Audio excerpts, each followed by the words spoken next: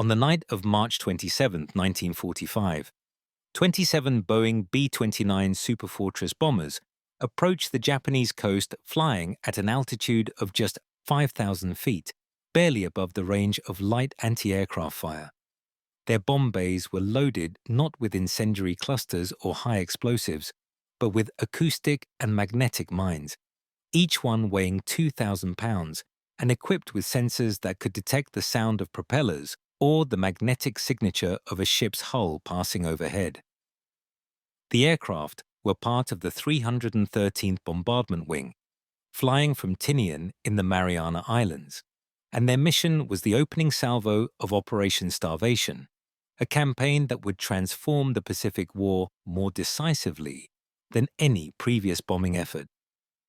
Over the next 5 months, B-29s would drop 12,000 mines in the waters around Japan, creating invisible barriers that would paralyze Japanese shipping, strangle the home island's economy, and kill more tonnage than American submarines had sunk in nearly 4 years of unrestricted warfare.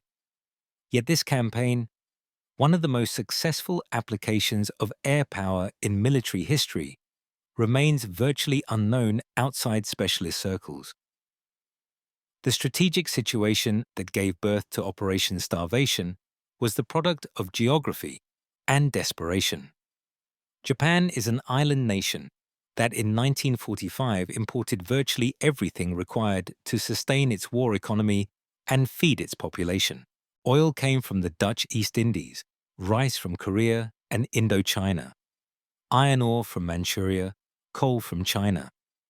These resources traveled by ship through narrow straits and shallow harbors that connected the outer empire to the home islands. If those shipping lanes could be closed, Japan would starve. The question was how to close them. Conventional submarine warfare had achieved remarkable success, sinking millions of tons of Japanese shipping, but by early 1945, most of Japan's remaining merchant vessels were operating in coastal waters too shallow for safe submarine operations. Aircraft carrier raids could strike specific targets, but could not maintain continuous pressure. What was needed was a weapon that could be deployed rapidly, that would remain effective indefinitely, and that the Japanese could not easily counter. The answer was aerial mining, a technique that the Navy had advocated for years, but that the Army Air Forces, which controlled the B-29 force, had resisted implementing. The institutional resistance to mining operations reflected the Army Air Force's doctrinal commitment to strategic bombing of industrial targets. General Curtis LeMay, commanding the X-1 Bomber Command, believed that incendiary attacks on Japanese cities would destroy the nation's capacity to continue fighting. He was not wrong. The firebombing campaign that began with Tokyo in March 1945 would kill hundreds of thousands of civilians and devastate dozens of urban centers. But LeMay was also a pragmatist who understood that results mattered more than ideology. When Admiral Chester Nimitz, commander of Pacific Fleet, presented him with the Navy's plan for aerial mining, LeMay reviewed the projections, considered the alternatives, and agreed to allocate aircraft and crews to the mission. The decision was reluctant. Mining operations diverted resources from the firebombing campaign, but it was also realistic. If mining could achieve even a fraction of what the Navy claimed, the contribution to victory would justify the investment. The mines themselves were marvels of wartime engineering, sophisticated weapons that combined mechanical precision with psychological warfare. Each mine contained sensors tuned to detect specific signatures: the low-frequency sound of propeller cavitation for acoustic mines, the distortion of Earth's magnetic field caused by a steel hull for magnetic mines. Some mines were designed to detonate on the first detection, while others incorporated counters that would ignore multiple passes before triggering frustrating Japanese minesweeping efforts that assumed cleared channels were safe. The mines could be set to activate immediately or after delays ranging from hours to weeks. creating uncertainty about when newly mined areas became dangerous. They were pressure-fused to explode beneath a ship's keel rather than on contact with the hull, maximizing damage by breaking the vessel's back. And they were delivered by parachute from altitudes that made accurate placement possible, while keeping aircraft above most anti-aircraft defenses. The first mining mission on March 27 targeted the Shimonoseki Strait, the narrow passage between Honshu and Kyushu that connected the inland sea to the Sea of Japan. This was one of the most critical choke points in Japan's internal shipping network. Virtually all traffic between the main island and the resource-rich territories in Korea and Manchuria passed through Shimonoseki. Closing it would cut Japan in half logistically, isolating the southern islands from coal and food supplies produced in the north. The B-29s approached at night, flying individually rather than in formation, navigating by radar to find their assigned drop zones. The mines fell into the dark water, their parachutes slowing descent to prevent damage on impact. They sank to the bottom, activated their sensors, and waited. The Japanese response to the initial mining was confusion, followed by alarm. Merchant captains who had survived years of submarine attacks now found themselves facing an invisible enemy that could not be detected until it was too late. Ships transiting Shimonoseki began exploding without warning, their hulls torn open by detonations that occurred beneath them rather than against their sides. The pattern of damage made clear that mines were responsible, but the nature and location of the mines were unknown. Were they magnetic or acoustic? Did they lie on the bottom or float at intermediate depths? Were they activated immediately or after delay? Without answers to these questions, effective countermeasures were impossible. Minesweeping vessels began working the channels, dragging magnetic cables and acoustic noisemakers through areas where mines were suspected. Some mines were successfully detonated. Others, equipped with ship counters, allowed the sweepers to pass and detonated hours or days later, when merchant vessels followed the supposedly cleared routes. The psychological impact of the mining campaign was immediate and profound. Merchant mariners already facing submarine attacks, aircraft strafing, and fuel shortages now confronted an enemy that could not be seen, could not be fought, and operated according to logic that could not be predicted. Every voyage became a game of chance. Channels that had been safe yesterday might be deadly today. Routes that appeared clear might have been seeded with mines set to activate after delays. The only certainty was that someone, somewhere, was sinking, and that the same fate could arrive without warning. Ships began traveling in irregular patterns, hugging coastlines, reducing speed to minimize acoustic and magnetic signatures. These measures sometimes worked. Often, they did not. The tonnage being sunk grew week by week. The B-29 crews assigned to mining missions quickly developed specialized techniques that maximized effectiveness while minimizing risk. Navigation was critical. Mines dropped in the wrong location were wasted, and some drop zones were narrow channels where precision mattered greatly. Radar operators became expert at identifying coastal features in darkness, guiding pilots to release points that had to be accurate within hundreds of yards. Bombardiers calculated wind drift and adjusted release timing to compensate for the mine's parachute descent. Altitude discipline was essential. Too high and accuracy suffered. Too low and anti-aircraft fire became deadly. The missions lacked the drama of daylight bombing raids or the apocalyptic spectacle of firebombing attacks, but they demanded technical precision that was arguably more difficult to achieve. The expansion of the campaign beyond Shimonoseki demonstrated the flexibility and reach of aerial mining. B-29s began targeting secondary harbors, bays where coastal shipping gathered, river mouths where barges transported cargo inland. The inland sea, previously a safe haven where ships could shelter from submarine attack, became a killing zone. Tokyo Bay, Osaka Bay, Nagoya. Every major port received repeated mining strikes that closed or constricted shipping lanes.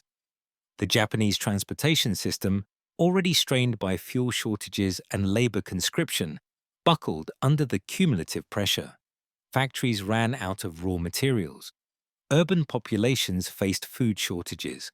The coal that heated homes and powered industry remained in mines on Kyushu because ships could not safely carry it to Honshu. The statistics of Operation Starvation reveal its staggering effectiveness. By war's end, B-29s had dropped approximately 12,000 mines in Japanese waters, a number that seems modest until one considers the impact per weapon deployed. Those 12,000 mines sank or damaged 670 ships, totaling over 1.2 million tons of shipping. This figure exceeded the tonnage sunk by the entire American submarine force during the final year of the war. The cost-effectiveness was extraordinary. Each B-29 mining sortie cost roughly $20,000 in fuel, ordnance, and operational expenses. Yet the average sortie contributed to sinking vessels worth millions of dollars. No other application of air power in the Pacific Theater achieved comparable returns on investment. The human toll of the mining campaign was measured not in immediate casualties. Mine detonations killed relatively few sailors compared to submarine torpedo attacks or air raids, but in the slow starvation and economic collapse that the campaign accelerated. Japanese civilians in the home islands, already facing rationing and shortages, found that food imports from Korea and Manchuria ceased arriving. Rice stocks dwindled. Factories closed for lack of coal. Trains stopped running. The malnutrition and disease that resulted from these shortages killed thousands, perhaps tens of thousands, though exact figures are impossible to determine because the effects were systemic rather than attributable to individual attacks. The mines did not explode under hospitals or schools, but they contributed to the deaths that occurred there by strangling the logistics that sustained life. The Japanese attempts to counter the mining campaign demonstrated both ingenuity and futility. Minesweeping forces were expanded, given priority for fuel allocations, equipped with improved detection gear. Special wooden-hulled vessels were constructed to reduce magnetic signatures. Degaussing stations were established in major ports to neutralize ships' magnetic fields before they entered mined waters. Acoustic sweeps using noisemakers and decoy vessels attempted to trigger mines before merchant ships transited channels. All of these measures achieved some success, particularly in heavily used channels, where constant sweeping could maintain limited safe passage. But the pace of mining exceeded the capacity to sweep. For every mine detonated by countermeasures, another was dropped from a B-29's bomb bay. The Japanese were fighting a war of attrition that they could not win because the Americans could deliver mines faster than they could be cleared. The integration of aerial mining with other forms of naval warfare created synergies that multiplied effectiveness. Submarines pushed out of coastal waters by shallow depths and intensive anti-submarine patrols found that mining operations drove ships into deeper waters where torpedo attacks were feasible. Aircraft carriers launching conventional bombing raids against ports found that ships were concentrated in fewer harbors, making attacks more productive. The mining campaign did not exist in isolation, but as part of a comprehensive effort to destroy Japan's maritime logistics. Each component reinforced the others, creating cumulative pressure that the Japanese economy could not withstand. The technical evolution of the mines during the campaign reflected lessons learned from operational experience and Japanese countermeasures. Early mines were relatively simple, detonating on first contact with acoustic or magnetic signatures.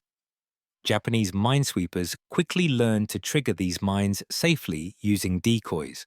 The Americans responded with counter-counted mines that would ignore several detections before detonating, rendering sweeping operations unreliable.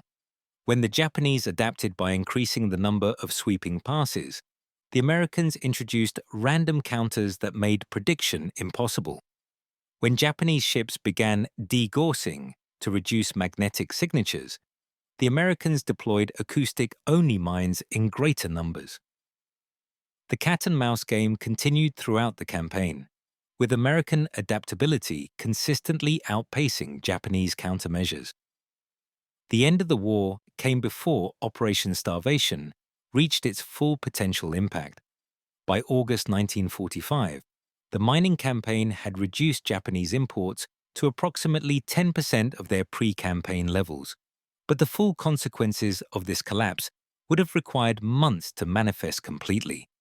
Japan surrendered following the atomic bombings and Soviet entry into the war, not because of starvation, though starvation was approaching. The post-war Strategic Bombing Survey concluded that aerial mining had been the most efficient anti-shipping strategy employed in the Pacific, and estimated that continuation of the campaign at the same intensity would have rendered Japan incapable of sustaining its war effort by late 1945 or early 1946. Whether this would have forced surrender without invasion or atomic weapons is unknowable, but the trajectory was clear.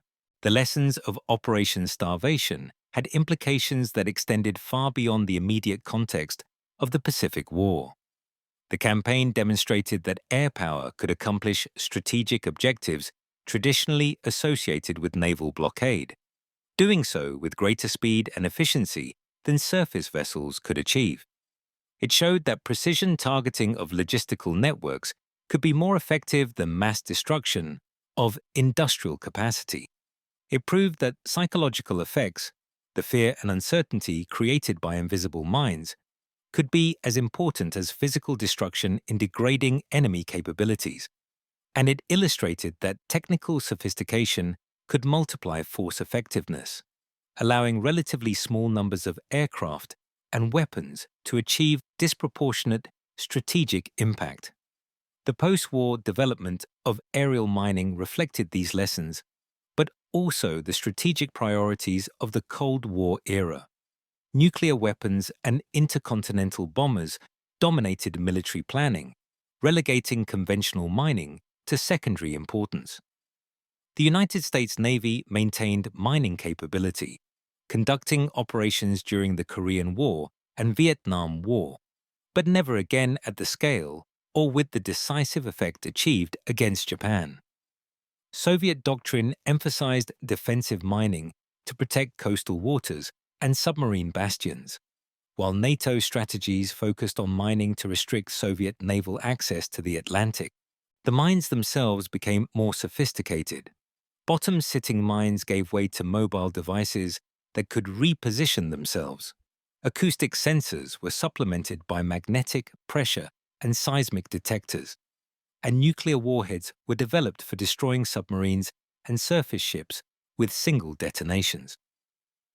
The environmental legacy of World War II aerial mining persists in the 21st century.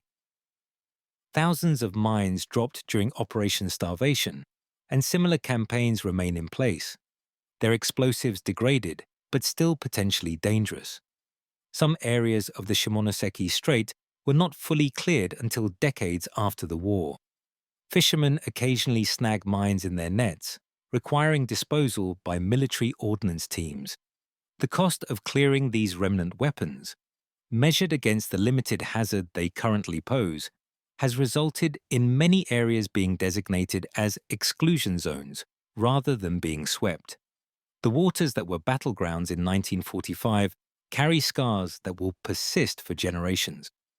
The men who flew the mining missions received little recognition compared to crews who bombed cities or attacked naval targets. Mining operations lack the visual drama that makes for compelling photography or memorable stories. A mine falling into dark water provides no explosion, no flames, no visible confirmation of success. The results appeared in statistics compiled weeks later. Ships sunk when no aircraft were nearby. harbors closed through cumulative effect rather than single strikes. The crews understood they were contributing to victory, but rarely felt the immediate satisfaction that comes from seeing targets destroyed.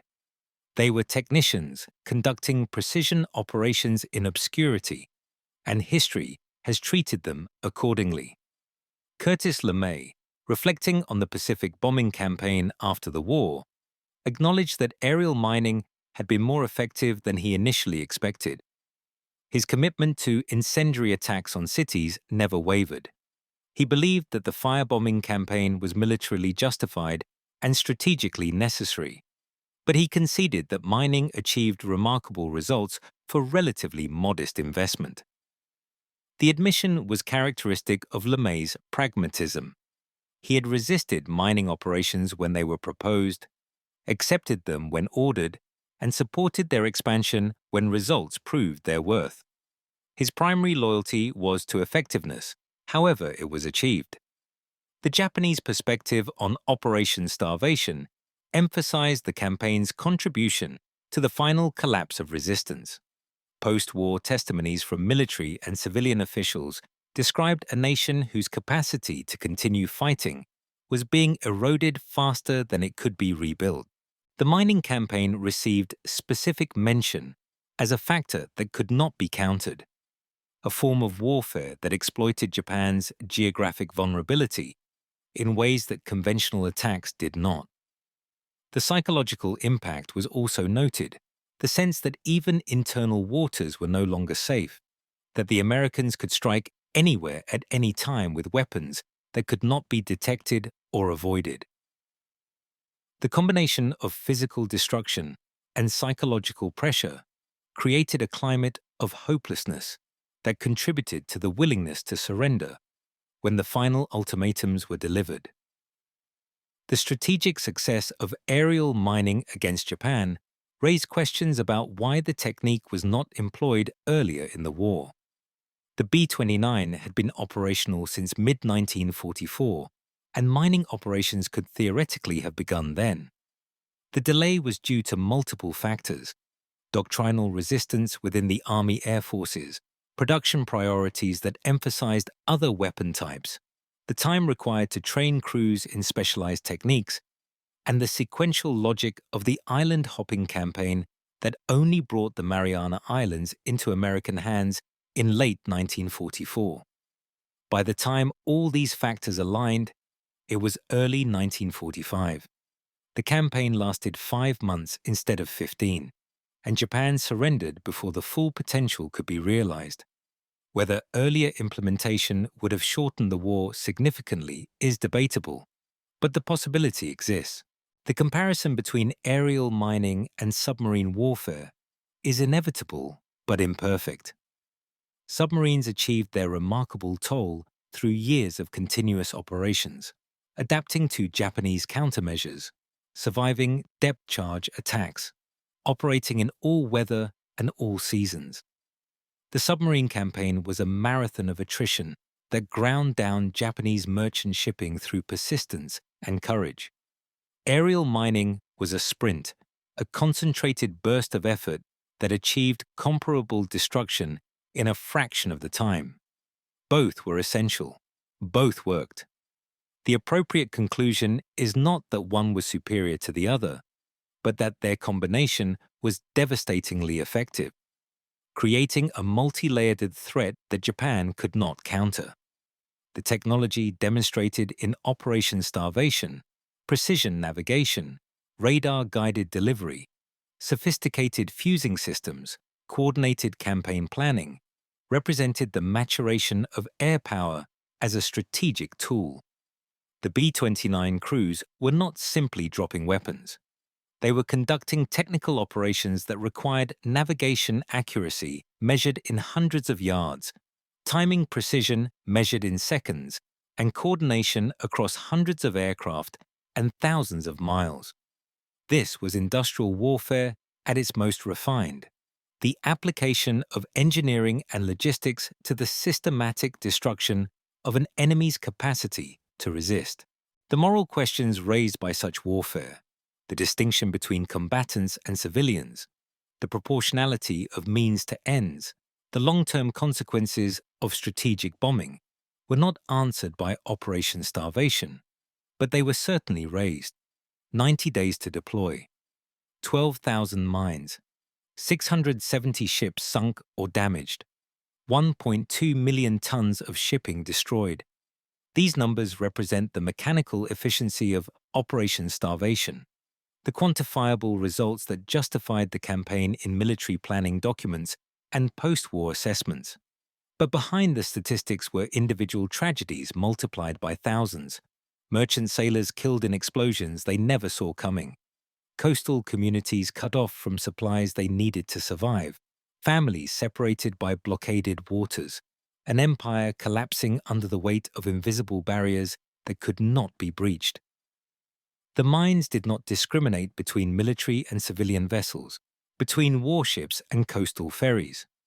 They detonated when their sensors detected targets, and the targets were ships carrying people whose deaths contributed to victory, but who died nonetheless. The campaign was successful. The statistics prove it.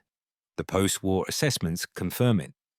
The contribution to Japan's defeat was significant, perhaps decisive in accelerating surrender. But success in war is measured in objectives achieved and enemies defeated, not in the human costs required to achieve those objectives. Operation Starvation was militarily brilliant and strategically effective. It was also a campaign that strangled an island nation, starved its population, and killed thousands of people who had no direct role in military operations. Both things are true. History records the success. Morality must grapple with the cost. And the ocean, which received 12,000 mines and holds the wreckage of 600 ships, offers no answers, only the silence of deep water, where the weapons remain, waiting for nothing, guarding approaches to harbors that now welcome ships from every nation without discrimination or threat.